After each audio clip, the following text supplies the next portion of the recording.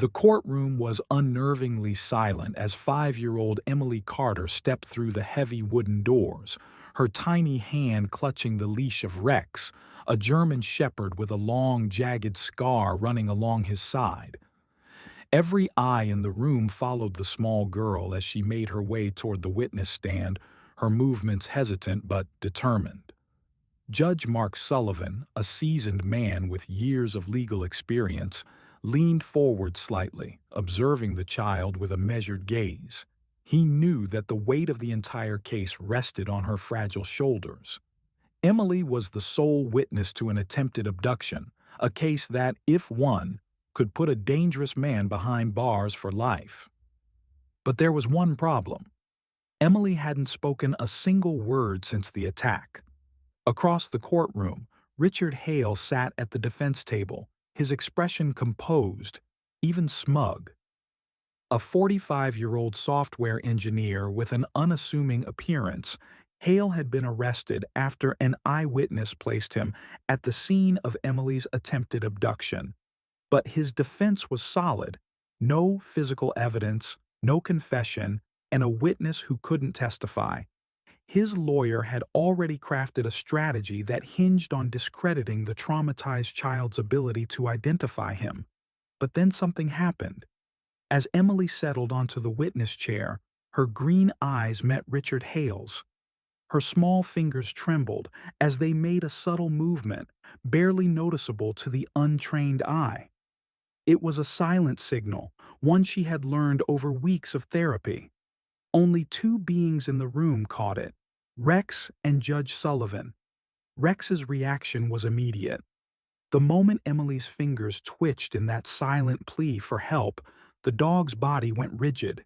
His ears pricked forward, his muscles coiling like a loaded spring. A low, guttural growl rumbled from deep within his chest, a sound of warning, of recognition. His golden brown eyes locked onto Hale, unwavering and piercing. The reaction sent a ripple of unease through the courtroom. A murmur spread through the spectators, whispers of speculation filling the air. Something about the dog's behavior struck a chord. This wasn't just a well-trained support animal reacting to his handler's distress. This was something deeper, something primal. Judge Sullivan's hand came down hard on the gavel, the sharp crack echoing like thunder through the room.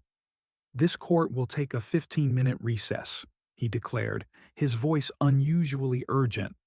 The prosecutor, Jenna Collins, shot him a questioning look, but he didn't meet her eyes. Instead, he glanced at Emily, who clung to Rex like a lifeline. Something significant had just happened, and he needed to understand exactly what it was before the trial proceeded any further. As the courtroom emptied, Sullivan remained seated, his mind racing. He had seen many things in his years on the bench, but never had a therapy dog reacted with such undeniable certainty. What had Rex recognized? And more importantly, what did that mean for the case? Outside in the hallway, Emily knelt beside Rex, her tiny hands gripping his fur tightly. Her mother, Sarah Carter, bent down beside her, smoothing back the child's curly hair with trembling fingers. "Sweetheart, are you okay?" she whispered. Emily didn't respond. She didn't need to. Her grip on Rex tightened, her small frame pressing into his side. Jack Monroe, the lead investigator on the case, watched from a few steps away. A grizzled FBI agent with decades of experience, Monroe had a gut instinct that had served him well over the years, and right now, his gut told him that whatever just happened in that courtroom was a game changer. He stepped closer to Judge Sullivan. "Something spooked that dog," he murmured, his voice low. "I'd bet my badge he recognizes Hale from somewhere."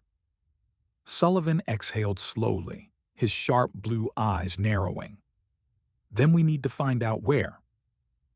Meanwhile, inside the defense's private room, Richard Hale sat across from his attorney, Michael Graves. The moment they were alone, the smug confidence on Hale's face twisted into something else, something colder. His fingers drummed against the table as he replayed the moment in his mind. The girl hadn't spoken, but the dog had reacted. "She knows," he muttered under his breath. Graves raised an eyebrow. "What?" Hale forced a small smile. "Nothing," he said, but his mind was already racing. That damn dog! He hadn't considered the animal would be a problem, but now he realized Rex might be the key to unraveling everything. As the 15-minute recess neared its end, Judge Sullivan straightened his robes and took a deep breath. He didn't believe in coincidences, and right now, something told him that Rex had just given them the most important clue of the trial. It was time to dig deeper.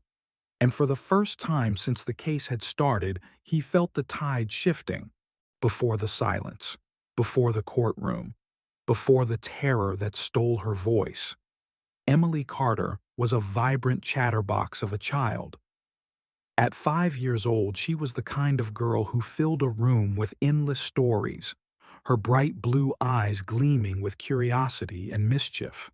She loved fairy tales, stuffed animals, and the way her mother read bedtime stories with different voices for each character. She had never known fear until that fateful afternoon. It had been a perfect spring day, the kind where the scent of blooming flowers drifted through the air and the warm sun painted golden streaks across the backyard. Sarah Carter had been watching her daughter from the kitchen window, a smile tugging at the corner of her lips as Emily twirled in the yard, her pink dress flaring like a dancer's. David Carter was due home in a few hours, and she had been debating whether to start dinner or wait for him. It should have been an ordinary afternoon. It should have been safe. At 3:42 p.m., Sarah's phone rang. It was her sister calling from out of state, and she stepped inside for what she thought would be a quick conversation. 4 minutes? That was all it took. When she returned to the yard, the gate stood ajar. A wave of cold terror shot through her veins. Her breath caught in her throat as she scanned the space where her daughter had been. Emily was still there, but she wasn't alone. A black van idled near the curb, its side door slightly open. A man knelt beside Emily, his smile unnervingly warm. "I have puppies in my van," he was saying, his voice smooth, practiced. "Special ones. They need a little girl to take care of them. Would you like to see?" Sarah's world seemed to slow, her instincts screaming before her mind could process what was happening. Her voice sliced through the air. "Emily!" The man's head snapped up. His smile vanished, replaced by something sharp and calculating. In an instant, he grabbed Emily's arm. Emily froze. She didn't scream. She didn't fight. She only stared at him with wide, unblinking eyes, as if some deep-rooted fear had locked her in place. Across the street, Martha Jenkins, a retired nurse walking her terrier, saw everything unfold. Her voice, weathered with age but strong with conviction, rang out, "Hey! Get away from that child!" The man hesitated. His grip loosened for a fraction of a second. That was all it took. Emily yanked her arm free and bolted toward her mother. Sarah scooped her daughter into her arms just as the van's engine roared. The tires screeched against the pavement as the vehicle sped away, leaving black streaks of rubber on the road. Sarah clutched Emily tightly, her heart pounding against her ribs, but Emily didn't cry. She didn't say a word. She only buried her face into her mother's shoulder and trembled. The police arrived within minutes. Detective Jack Monroe, a seasoned investigator from the FBI's Child Abduction Task Force, took immediate control of the scene. His graying hair and sharp brown eyes spoke of years spent chasing shadows, searching for missing children who were often never found. He had seen this pattern before, too many times. "He fits the profile," Monroe muttered, flipping through a worn notebook. 4 children have disappeared in the last 18 months, all approached near their homes, all lured by promises of puppies. His partner, Agent Lisa Grant, knelt beside Emily, her voice gentle but firm. "Sweetheart, do you remember what the man looked like?" Silence. Sarah brushed Emily's hair back, her hands trembling. "Honey, it's okay. You're safe now. Can you tell the nice officer what he looked like?" Emily's small hands gripped her mother's sweater tightly, but she didn't speak. She didn't nod. She didn't shake her head. It was as if someone had flipped a switch, shutting her voice off completely. "She hasn't said a word since I picked her up," Sarah whispered, fear creeping into her voice. "She just won't talk." Agent Grant exchanged a look with Monroe. "Selective mutism," she murmured. "A trauma response." Monroe sighed, rubbing his temple. "Without a statement, we don't have much. The description is vague. A man, a black van. It could be anyone." Martha Jenkins, who had witnessed the abduction attempt, stepped forward. "I got part of the license plate," she said firmly. "The first three letters, YKZ." Monroe's gaze snapped to her. "That's something." Sarah, still clutching Emily, felt a surge of helplessness. Her daughter, once so full of life, had retreated into herself, and in the days that followed, it only got worse. Emily stopped playing. She stopped drawing. She refused to leave the house, flinching at the sight of passing cars. She barely slept, and when she did, her nights were filled with silent nightmares, her small body thrashing against invisible threats, her screams never coming. Only gasps of terror that woke her parents in the dead of night. Sarah and David tried everything. Story time, favorite foods, her beloved stuffed bunny. Nothing worked. The child they knew was slipping further and further away. One evening, Sarah sat across from David at the kitchen table, her eyes hollow from exhaustion. "The therapist recommended a support animal," she said quietly. "A therapy dog." David ran a tired hand through his hair. "You really think that'll help?" "I don't know," Sarah admitted, "but I'm willing to try anything." Neither of them could have known how much that decision would change everything. Because while Emily had lost her voice, there was someone who could still hear her, and his name was Rex. The air inside Dr. Laura Bennett's Animal Rehabilitation Center was thick with the scent of antiseptic and the earthy musk of fur. The room was quiet except for the rhythmic ticking of the clock and the occasional scratch of claws against the tiled floor. On a large orthopedic bed near the window, a German shepherd lay still, his deep brown eyes tracking every movement with quiet intensity. His name was Rex. Once, he had been one of the finest K-9 officers in the city's police force, a dog whose instincts and training had saved lives. But now, he bore the scars of sacrifice. One particularly jagged mark ran down his right flank, a permanent reminder of the night that ended his career. 3 years ago, during a raid to rescue a kidnapped child, Rex had lunged at an armed suspect without hesitation. The man had slashed at him with a knife meant for an officer, cutting deep into his flesh. Rex had subdued the suspect even as blood darkened his fur. But in the months that followed, the injury never fully healed. His mobility was affected, and the department, strapped for funds, made the difficult decision to retire him. He had been placed on a euthanasia list, deemed unfit for service. That was before Laura stepped in. Dr. Bennett had been running the therapy animal program for years, specializing in cases where animals could help trauma survivors.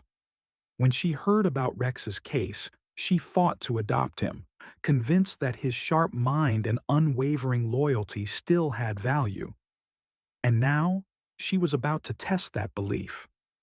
Sarah Carter sat nervously in a chair, her fingers gripping the fabric of her skirt.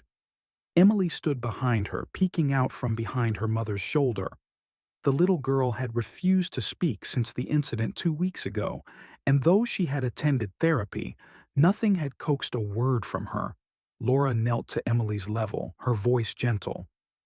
"Hi, Emily. My name is Laura. I work with very special dogs. Dogs that help kids who have been through scary things." Emily said nothing. Her green eyes flickered to the large German shepherd a few feet away. Rex sat patiently, his ears perked forward, but he didn't move toward her. He simply watched, his presence steady and unthreatening. "Would you like to meet him?" Laura asked. The little girl didn't answer, but she didn't run either. That was a start. Sarah smoothed her daughter's hair. "He's a very nice dog, sweetheart. He used to be a police dog, just like the ones in your storybooks." Laura gestured to Rex and gave a quiet command. "Stay." The German shepherd didn't so much as twitch. Laura turned back to Emily. "You don't have to come close if you don't want to. Rex will wait right here. But if you feel ready, you can put out your hand and he'll come to you." Emily hesitated. For long moments, she remained frozen in place. Then, inch by inch, she stepped out from behind her mother. Her tiny hand lifted, hesitant but deliberate. Rex remained still, waiting for the final cue. When Laura nodded, he slowly lowered his head and took a careful step forward, then another, and another. The moment his warm breath touched Emily's palm, something shifted. Emily's fingers curled slightly, brushing through the dog's thick fur. The connection was made. Sarah gasped softly, pressing a hand to her mouth. It was the first time Emily had reached out to anything, or anyone, since the attack. Tears welled in her eyes as she whispered, "Oh, baby." Emily's small fingers burrowed deeper into Rex's fur, gripping him as if he were the only solid thing in a world that had turned terrifyingly uncertain. Laura smiled. "That's a good girl, Emily. Rex likes you." The child said nothing, but she didn't let go. Over the next few weeks, Rex and Emily became inseparable. At home, she would sit beside him for hours, her tiny hands tracing the scar along his side. When nightmares woke her in the middle of the night, it was Rex's steady heartbeat that calmed her. Though she still refused to speak, she began drawing again. Simple crayon pictures of a girl and a dog standing together against shadowy figures. One afternoon, while sitting on the floor of Laura's office, Emily was watching Rex perform a simple trick when something remarkable happened. "Good boy," she whispered. The words were so soft that for a moment Sarah thought she had imagined them. But when she turned, she saw Emily staring at Rex, her lips slightly parted in wonder, as if she, too, had surprised herself. Tears filled Sarah's eyes. It wasn't much, but it was a start. Laura placed a gentle hand on Sarah's arm. "She trusts him," she murmured. "Sometimes, trust is the first step toward finding your voice again." Sarah squeezed her hand. "Then we'll follow wherever that trust leads."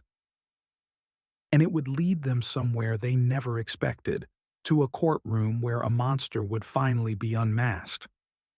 The air inside the courtroom was thick with tension. The seats in the gallery were filled with journalists, families, and legal observers, all watching with anticipation as one of the most high-profile trials in recent memory was about to begin. In the center of the room, the defendant, Richard Hale, sat beside his attorney. His expression was unreadable. Despite the weight of the charges against him, he appeared disturbingly calm, his fingers tapping rhythmically against the polished wood of the defense table.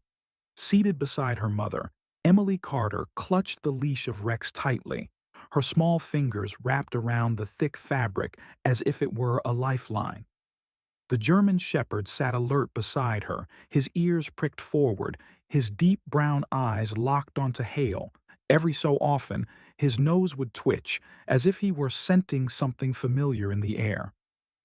"All rise." The bailiff's voice rang through the chamber as Judge Mark Sullivan entered, his robe flowing behind him. He took his seat at the elevated bench, his sharp eyes scanning the room before settling briefly on Emily and Rex. He had already made a ruling allowing the therapy dog to be present, but he knew that decision was far from universally accepted. "Before we proceed with opening statements," Sullivan said, his deep voice measured and controlled, "the court will hear arguments regarding the presence of the support animal in these proceedings." Michael Graves, the defense attorney, rose smoothly from his seat and adjusted his tie. "Your Honor," he began, his tone polite but firm, "while we understand the prosecution's argument for emotional support, the presence of this animal is highly prejudicial. A large German Shepherd in the courtroom may evoke an emotional response from the jury that could unfairly bias them against my client. We request that the dog be removed during testimony." Jenna Collins, the lead prosecutor, stood immediately in response. "Your Honor, Emily Carter is 5 years old and a trauma survivor. She has been diagnosed with selective mutism as a result of her experience. Rex is not here as a spectacle. He is here as a medically necessary support animal. His presence allows Emily to participate in these proceedings without undue distress." Judge Sullivan sat back, his expression unreadable. "I have already reviewed the documentation submitted by the child psychologist and the animal behaviorist. The dog remains." A murmur spread through the courtroom, some in agreement, others grumbling under their breath.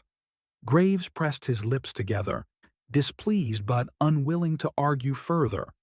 He returned to his seat, shooting a quick glance at Hale, who remained eerily expressionless. The trial began in earnest. The prosecution painted a chilling picture of Hale's actions, a pattern of manipulation, deception, and predatory behavior spanning years. Witnesses were called, including the elderly neighbor Martha Jenkins, who recounted the terrifying moment she saw Hale trying to lure Emily into his van. Her voice trembled as she described the way he had grabbed the child's arm before fleeing when confronted. Emily sat silently through it all, her small frame dwarfed by the large wooden chair. Her fingers occasionally flexed around the leash, but she never let go. Whenever the tension became too much, she would look down at Rex, who remained perfectly still, his quiet presence grounding her. Then, it was time for her testimony. A hush fell over the courtroom as Emily was gently led to the witness stand. Sarah Carter walked with her, her protective gaze never leaving her daughter. She helped Emily into the seat before stepping away, though her every muscle was taut with the desire to scoop her daughter into her arms and take her far from this place. Jenna Collins approached carefully, her demeanor soft and warm. "Hi, Emily," she said with a gentle smile. "I know this is a little scary, but remember, you don't have to say anything you don't want to. You can just nod or shake your head if you feel more comfortable. And if you ever need a break, you can let us know." Emily didn't look at her. Her gaze was fixed on the table, her breathing shallow. But then, as if sensing her unease, Rex pressed his body lightly against her leg. She reached down and gripped a handful of his fur. Slowly, she nodded. "Good," Jenna said, keeping her voice light. "Emily, can you tell us who was with you in your yard that day?" Emily hesitated. She didn't lift her head, but after a long moment, she slowly raised her arm and pointed directly at Richard Hale. The defendant's expression didn't change, but something flickered in his eyes, a brief, involuntary tightening of his jaw. Graves immediately stood. "Objection! The child has been repeatedly shown images of my client prior to trial. This identification is unreliable." Judge Sullivan held up a hand. "Overruled. The jury will determine the credibility of the witness." Jenna continued. "Emily, did this man say anything to you that day?" The child didn't speak. Instead, she made a small movement with her hand. A subtle sign.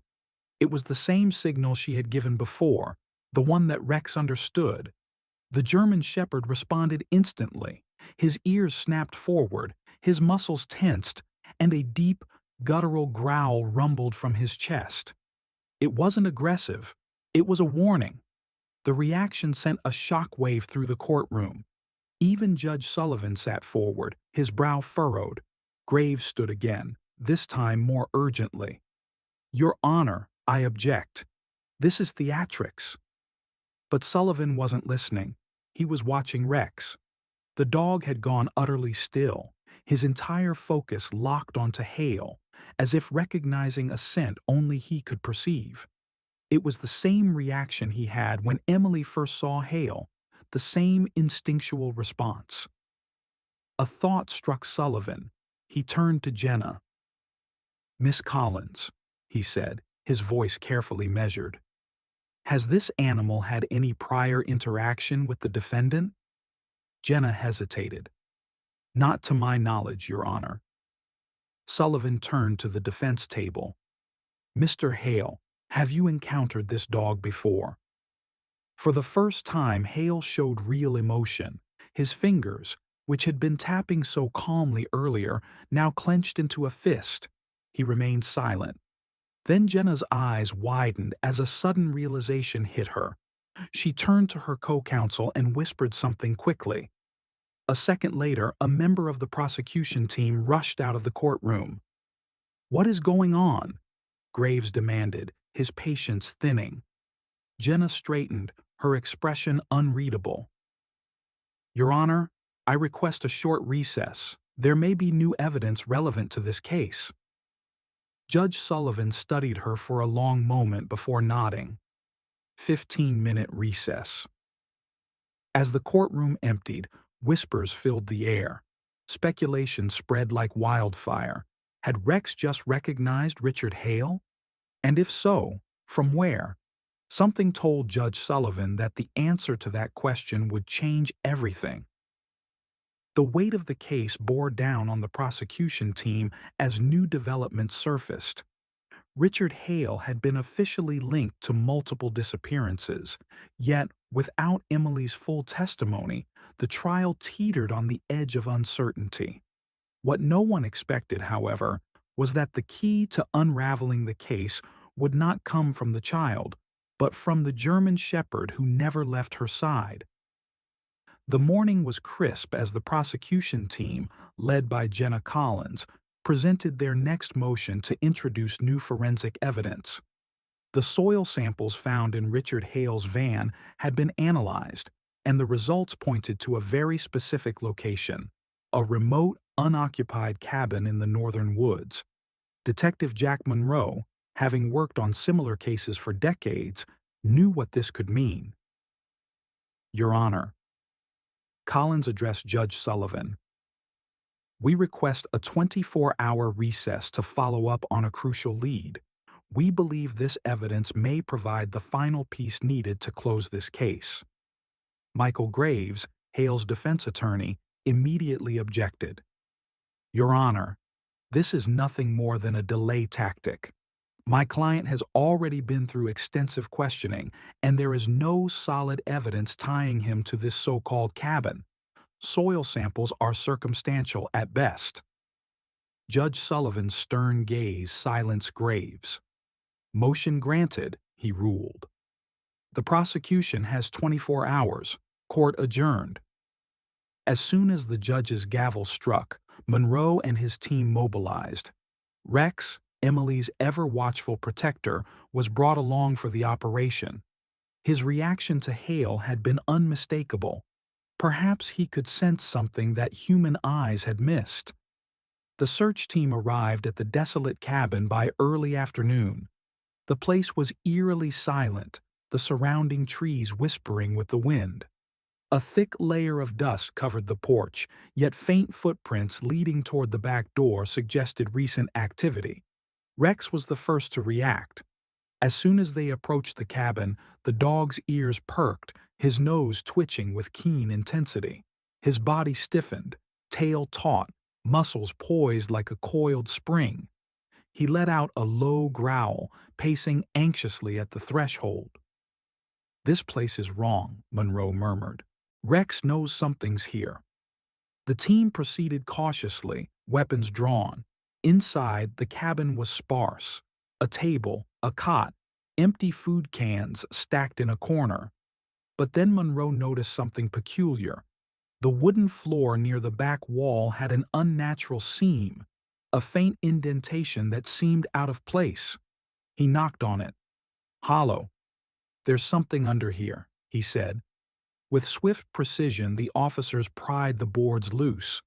What lay beneath sent a shiver down their spines.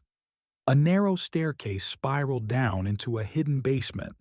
The air grew cold and damp as they descended, the dim light revealing a horrific sight.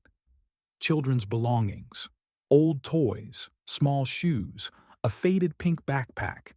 And in the farthest corner, chained but still alive, was a girl, Emma Sullivan. The 8-year-old had been missing for 6 months. Her face was pale, her clothes ragged, but the moment she saw the officers, her eyes filled with tears of recognition and relief. "Help," she whispered, voice hoarse from disuse. Rex reacted immediately, straining against his leash, whining as if sensing the suffering this child had endured. Monroe rushed forward, unlocking the chains and scooping Emma into his arms. "You're safe now," he assured her. "We've got you." Emma clung to him, her frail body trembling. The search had finally come to an end. But the nightmare wasn't over yet. Back at the courthouse, the news of Emma's rescue spread like wildfire. The gallery was packed as Collins prepared for the final strike against Hale. The judge allowed Emma's discovery to be introduced as evidence, along with the soil samples linking the cabin to his vehicle. "Mr. Hale," Collins addressed the defendant, her voice sharp as steel, "how do you explain the presence of an abducted child locked in a basement on a property tied directly to you?" For the first time, Richard Hale looked shaken. I don't know what you're talking about," he stammered. Jenna Collins pressed forward, her tone unwavering. "Your DNA was found on the chains. Your vehicle's tires match the tracks outside the cabin. And more importantly, Emma Sullivan is alive, meaning she can testify against you." The weight of those words settled over the courtroom. A single survivor meant a witness who could single-handedly dismantle his defense. Hale's carefully constructed composure began to crumble. His lawyer whispered furiously in his ear, but it was clear he was cornered. And then it happened again. Rex, lying at Emily's feet, suddenly lifted his head. His eyes narrowed at Hale. His hackles rose, a deep growl vibrating through his chest. The room went silent as the German shepherd took slow, deliberate steps forward, his gaze locked onto the defendant. It was a look of recognition. Hale flinched. Everyone saw it. The man who had maintained his arrogance throughout the trial was now visibly sweating, his hands gripping the edge of the table. He turned to his attorney, muttering something frantically. Then, in a voice barely above a whisper, he said, "I want to change my plea." Gasps erupted across the room. Judge Sullivan's gaze darkened. "Mr. Hale, are you stating that you wish to plead guilty?" The room held its collective breath. Hale exhaled shakily. "Yes." The trial's abrupt end sent shock waves through the nation. Richard Hale was sentenced to life in prison without the possibility of parole, his conviction sealing the fate of a man who had terrorized families for years. But the true heroes of the case weren't just the lawyers or the detectives. It was a 5-year-old girl who had found her courage, and a dog who had never given up on her. In the days following the sentencing, Emily spoke her first words in weeks. Holding Rex's face in her small hands, she whispered, "Thank you." Her parents wept, knowing that their daughter was finally finding her way back to them. And as Rex wagged his tail, nuzzling her gently, it was clear. Some bonds were unbreakable.